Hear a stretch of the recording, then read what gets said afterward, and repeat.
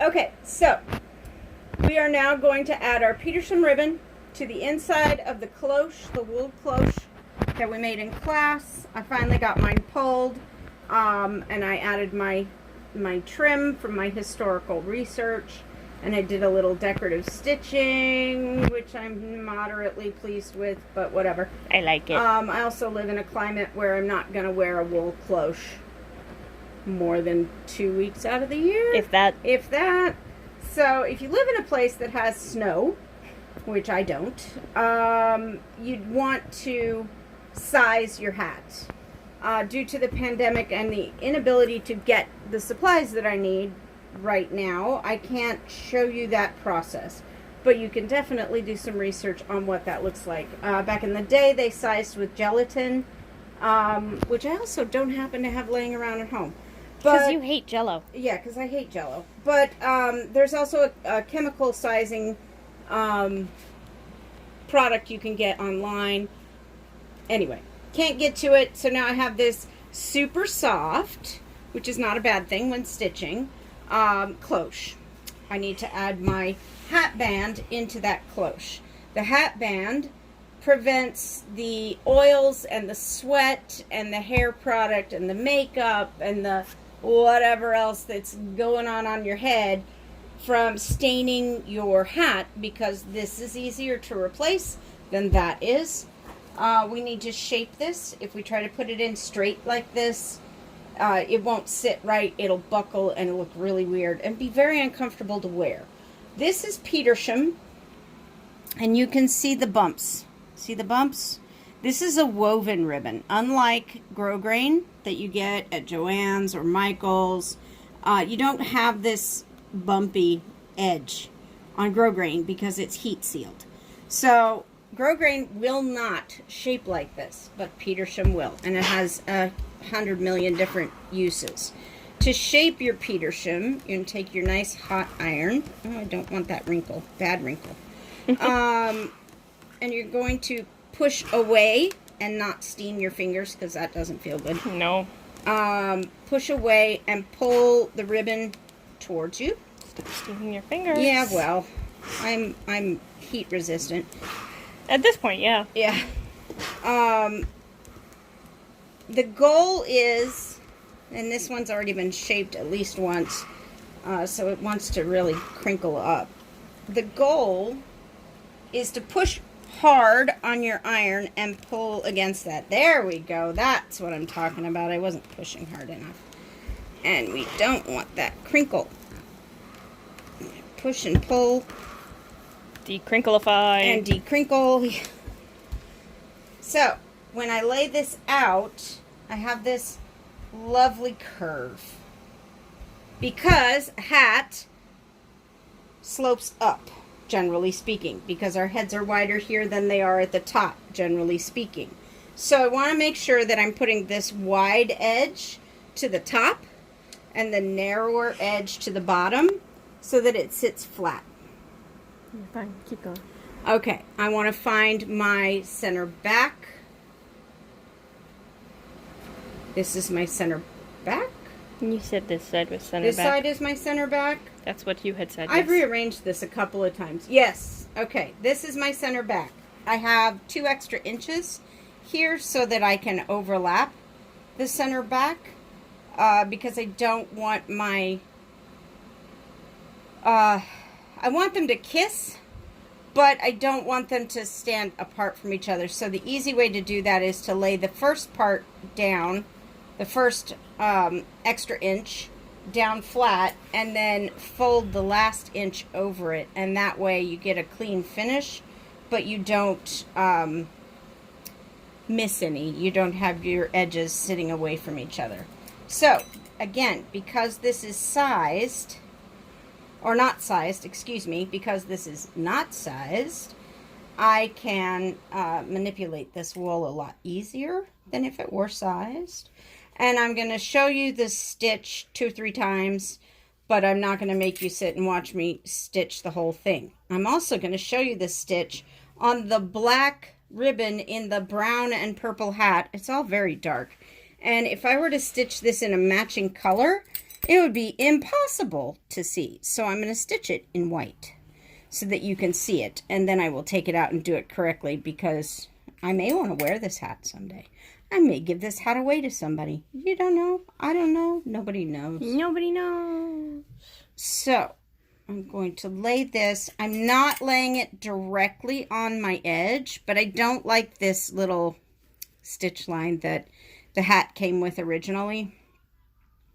So I'm going to cover that up because that makes me happy. And I'm going to come around here, but I'm not coming all the way down to this edge.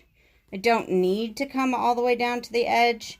And because this is the back, it's going to be on my hair more than on my face. So I can scoot that up just a scooch. And I'm going to pin it here. And I threaded my thread with a straight needle, but you really should be using a curved needle. Just occurred to me. Sewing a circle inside of a circle with a straight needle is a recipe for frustration. So you do want to use a curved needle, which I will transfer my thread over to momentarily.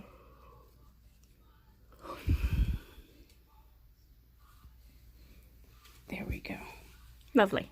Yes. Okay, great. Now I need to grab my curved needle. Okay. Ugh, this one's so big. If it's at all possible, find yourself a thinner curved needle. This is the one I happen to have. Unless I have another one in here. No, I do not. Sad face. Okay. Find yourself a thinner one. I spent some time working in a millinery shop many years ago, and what they used was suture needles, which are super sharp. They actually have a blade like a leather needle on the end down here, and they're very thin because when you're suturing flesh, I'm assuming, whether it be veterinary or human, skin's really hard to sew through. So you want something that's super thin. This is an upholstery needle.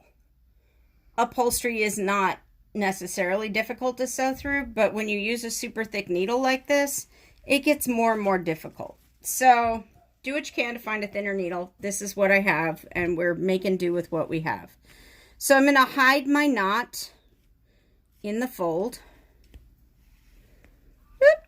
And my knot's so small it does not want to hide in the fold because my needle is so thick that the knot's like, no, take me with you. Okay, I'm going to hide my knot in the fold. I'm going to turn my hat around so I can get to my workspace. Now, 1 second. Ow. Okay, so now what I want to do is I want to stitch into my wool, but not through it, and then catch these bumps on the outside of my Petersham. Okay, and I'm going to use those as a measuring device, those bumps. I'm going to take a stitch. I'm going to hide my knot with my giant needle. Why not just make your knot a little bigger? That would make too much sense. I'm going to stitch into my wool, but not through my wool. I'm going to catch those bumps. Yeah? And I'm going to stitch through.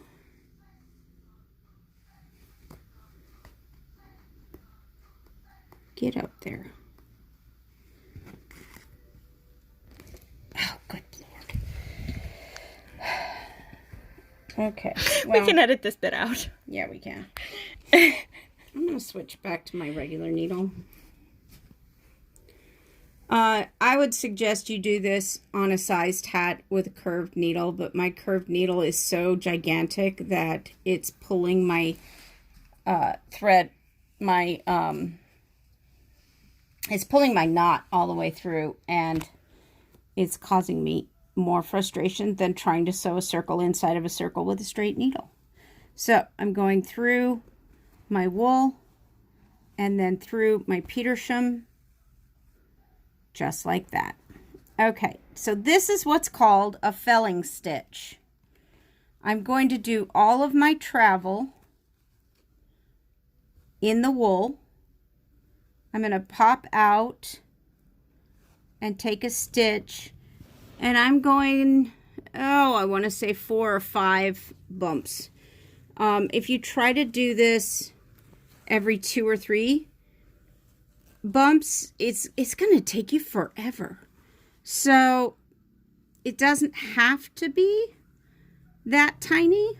I mean, if you have the time, and right now we do, go for it. If you don't have the time, I understand. So if this were actually thread that matched, that stitch would be invisible. I do want my stitches to be fairly close together, so no more than 4 or 5 bumps in this process. But this is a felling stitch, so all of that travel is happening in my hat and not in my hat band. And my hat band, come on, is being held on by these itty bitty tiny stitches that, if done in the correct color thread, are invisible. So tiny. And that is a thing of joy and beauty when the stitches are invisible, because then that's when the magic happens, right? So that's how you do this, and you go all the way around the hat. All right, just like that. Makes sense? You can come up here, and sometimes I do, and tack this corner. After I've gone all the way around the bottom, then I come back up here and I tack this corner right here where it overlaps, because I don't want this flopping around.